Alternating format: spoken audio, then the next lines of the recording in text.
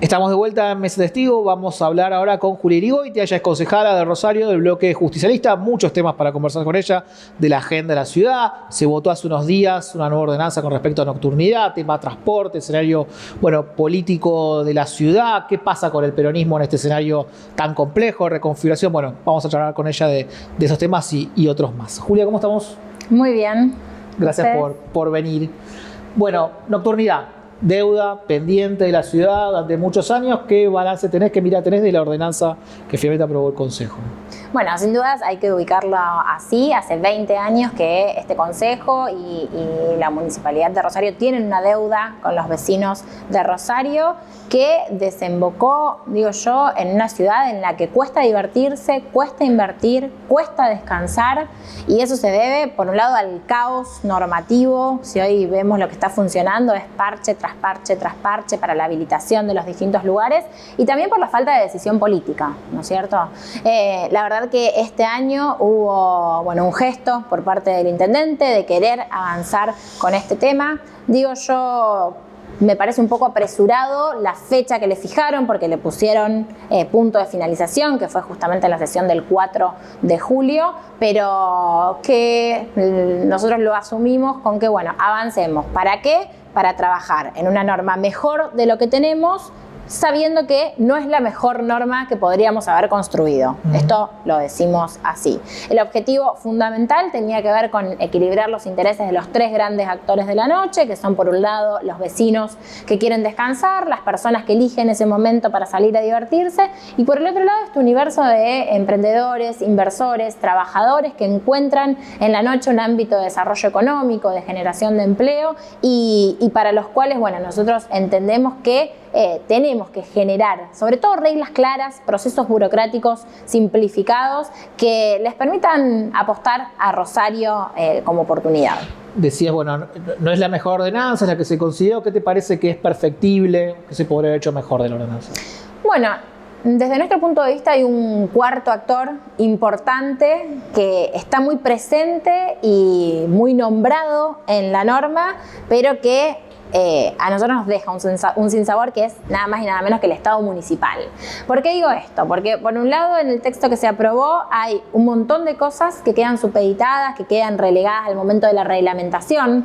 Y esto es cuanto menos riesgoso. Nosotros sabemos que aprobamos una ordenanza, después viene el momento de reglamentación que la hace el intendente, que la hace el ejecutivo, y si la norma es tan amplia y deja tanta cosa librada de la reglamentación, después corremos el riesgo de que se tergiverse el espíritu original. Eso por un lado. Y por el otro lado, por eso nosotros votamos en contra de uno de los artículos de la ordenanza, en lo que hace al control, si querés, del espacio público. Nosotros sabemos que hoy la verdad es que hay algunos empresarios, algunos inversores que apuestan a insonorizar sus espacios, que apuestan a garantizar las medidas de seguridad puertas adentro, pero el gran problema, y sobre todo el problema que manifiestan los vecinos, es qué pasa en el afuera, ¿no? ¿Qué pasa en el momento del ingreso, de la desconcentración de la gente, con todo ese barullo que se genera, con todos los discordios que se generan también en el entorno?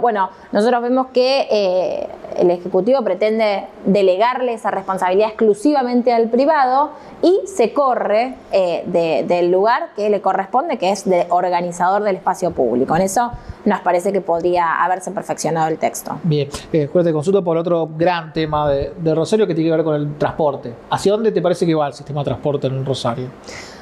Nosotros venimos diciendo que desde la época Hafkin, pandemia mediante, si el transporte venía más o menos en esta ciudad, cayó en picada. Y el certificado de defunción, si se quiere, es en el momento en el cual el presidente Milei decide la quita de subsidios al transporte del mal llamado interior, digo yo, pero del resto de la Argentina, y potencia sigue inyectando dinero en Capital Federal y en el AMBA. La verdad que es crítica la situación del transporte. Es cierto que no hay costo que dé. Es cierto también que, en función del último estudio de costos, el municipio aportó bastante más dinero que lo que venía haciendo al servicio de transporte urbano de pasajeros, pero pero aún así la decisión del intendente fue trasladarle el costo directamente al bolsillo de las familias rosarinas. Ahí estamos en un boleto de 940 pesos, es un montón, y nosotros no estamos de acuerdo con eso. Creemos, por supuesto, que no hay que abandonar el reclamo inicial, que tiene que ver con que Nación le devuelva a Santa Fe lo que Santa Fe le aporta. Nosotros pagamos los impuestos a los combustibles líquidos, que es de donde se desprenden los subsidios al transporte, y la verdad es que no estamos recibiendo un solo peso. Antes era inequitativo, sí. Antes era poco, sí. Ahora, hoy es cero. Y esto no podemos dejar de agendarlo. Y por el otro lado, y en esto acompañamos también una propuesta que hicieron distintos intendentes a los legisladores nacionales, poder pensar en un esquema segmentado de subsidios. Y hoy, si pensamos en la configuración, en los usuarios del transporte urbano de pasajeros, tenemos por un lado cubiertos a los estudiantes, al personal docente, con el boleto educativo gratuito, con el medio boleto a nivel local, a todo el universo de beneficiarios del ANSES, con los atributos sociales de la SUBE, poblaciones específicas como los excombatientes de Malvinas, personas trasplantadas y demás. Y después nos queda, este gran usuario que son nada más y nada menos que los trabajadores, ¿no? Ahí creemos que hay que tomar una decisión para subsidiar específicamente a esta población, determinando hasta qué ingresos, con qué niveles de monotributo, pero hay que hacer una acción política en ese sentido que favorezca a este sector. ¿Ves al intendente con una posición demasiado resignada, pero por lo menos no con la intención de confrontar con el gobierno nacional? Mira, Mariano, nosotros estuvimos siguiendo, por supuesto, de cerca lo que fue el 20 de junio, el acto más importante para nuestra ciudad, y allí la verdad que había una oportunidad de decirle cara a cara al presidente Milei y todo su gabinete qué era lo que estaba necesitando Rosario. Sin duda que el intendente tendría que haber aprovechado esa oportunidad y le tendría que haber planteado que es irresistible que el sistema de transporte subsista si no es con los aportes nacionales. Tuvo la posibilidad de decírselo allí, no se lo dijo, apuntó a la seguridad, reivindicó el trabajo articulado provincia, nación y municipio, pero se perdió la oportunidad de agendarle un tema sustancial que hace directamente y afecta directamente la calidad de vida de los vecinos de Rosario. Así que sí, sin dudas que hubiésemos esperado otra cosa. Julia, desde diciembre Unidos tiene mayoría garantizada, algunos hablan de mayoría automática. ¿Perdió Gimnasia de diálogo con la oposición, el oficialismo de Rosario? Bueno, a mí me tocó habitar un consejo siempre presidido por María Eugenia Schmuck. Ella es consciente de que tiene esa mayoría automática, aún así debo reconocer que permanentemente está haciendo el intento de que las ordenanzas o los grandes temas no salgan únicamente con sus votos. El año pasado, que fue la ocasión de la delegación de las facultades para que el intendente pueda aumentar el boleto, ustedes saben que eso le corresponde al Consejo, el año pasado se votó que fueran delegadas esas facultades al intendente, allí hizo uso de su mayoría automática, por lo tanto eso me da cuenta de que cuando lo necesite va a recurrir a eso. Ahora, en la cotidiana debo decir que ella intenta seguir construyendo consensos, le gusta mucho esto de la unanimidad, yo habité siempre ese consejo, el consejo de la unanimidad, con el cual discrepo, porque es imposible que en todos los temas nos pongamos 100% de acuerdo, pero sí debo decir que trabaja ella y el resto de los concejales oficialistas para que vayamos acercando posturas y para que en las normas también estén contempladas nuestras miradas. ¿Qué agenda legislativa estás pensando para esta segunda parte del año? Bueno, sin duda el transporte es un tema pendiente. Otra de las cuestiones que nosotros venimos diciendo es que a final de este año se vence la concesión para todo lo que es el sistema de estacionamiento medido, ¿sí? Allí, si bien el pliego original establece una prórroga automática de referéndum, o sea, tiene que pasar por el Consejo Municipal, sí es ocasión para replantear, revisar cómo está funcionando esto. Lo mismo ocurre con la recolección de residuos domiciliarios, se está venciendo la prórroga que votamos hace 2 años, por lo tanto también va a permitir rediscutir eso. Nunca Rosario estuvo en el estado de desidia y abandono en cuanto a los residuos que está hoy. En paralelo a eso, nosotros el año pasado trabajamos fuertemente con la agenda de economía circular, finalmente aprobamos una ordenanza y la verdad es que estamos a la espera de que, sobre todo el Secretario de Desarrollo Económico y Empleo de la Municipalidad, ponga en práctica ese ámbito sumamente rico para pensar de nuevo otra matriz productiva que contemple el impacto en el ambiente y que pueda visibilizar o que lo pueda identificar como una oportunidad de generación y de no voy a decir blanqueo, pero sí de visibilización de determinados empleos, de determinados trabajos que hoy existen. Julia, hace algunas semanas se discutió mucho, se fueron Mariano Romero y Norma López del Bloque. ¿Pasó como ese malestar con ellos por haber seguido? También hubo algunas acusaciones del lado de ellos con respecto a cierta relación demasiado cordial con la intendencia de parte de ustedes. Sí. ¿Pasó esa primera etapa? ¿Bajó la espuma? Es que en realidad, por eso, a mí no me gusta, me parece que en la situación en la que estamos, que las familias de Rosario estén viendo cómo los políticos se pelean o discrepan, es una falta de respeto. A mí me parece que eso no corresponde. Son cuestiones que pasan puertas adentro del Consejo, que la verdad no hubo ningún... Yo hasta el día de hoy, si me preguntás por qué se terminaron yendo del bloque del peronismo, no lo comprendo, porque no hubo motivo, no hubo una discusión, no hubo una votación en la cual fuera imposible conciliar o encontrar una mirada conjunta. No hubo un cierre de lista, que muchas veces son los motivos para la ruptura de bloques. Yo digo, fue más una decisión que tomaron ellos individualmente. Decimos esto también con el concejal Cavatorta, con la concejala Rey, cuando quieran volver, acá el peronismo los espera. Sí tiene que ver con una mirada que estamos haciendo al respecto de, bueno, qué es lo que tenemos desde el peronismo para trascenderlo, porque yo digo, el peronismo originalmente tiene esta vocación, si se quiere, frentista, de ampliación, y yo no creo que sea únicamente con el peronismo duro con quien haya que construir, que sé que eso estuvo circulando también. Me parece que tiene que ver con una mirada, desde donde nosotros nos queremos posicionar.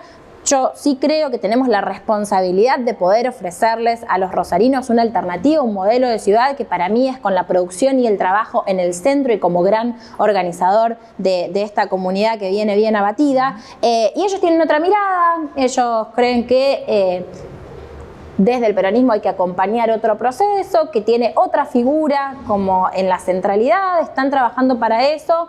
Y es respetable, no coincidimos. Ahora, insisto, me parece que con todo lo que está pasando, con todo lo que se está padeciendo, con lo azotado que está el ciudadano rosarino, estar trasladándole estas discrepancias o estas diferencias no tiene demasiado sentido, no contribuye. Sí creo firmemente que como nueva generación política tenemos la responsabilidad de poder proponernos como opción al rosarino, que hace además un montón de tiempo que lo viene gobernando el mismo frente político, y yo creo que ya está muy cansado de esto. Rosario está como nunca, es la desidia.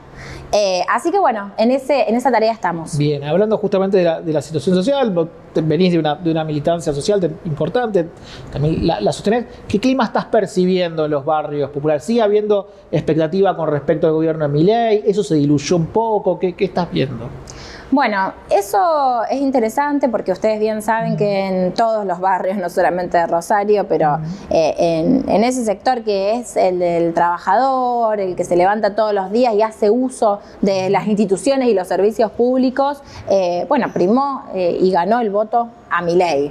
Yo creo que, las elecciones no se ganan, las elecciones se pierden. ¿Sí? Y ahí creo que Massa y el frente político que constituimos con Massa como referencia fue quien perdió las elecciones, porque honestamente, más allá de la creencia, de la esperanza y de lo nuevo de Milei, también lo que había era mucho desgaste y mucha decepción con lo que se estaba ofreciendo, ¿no? Ahí, bueno, y ha trascendido y ha calado profundo, y yo lo digo siempre.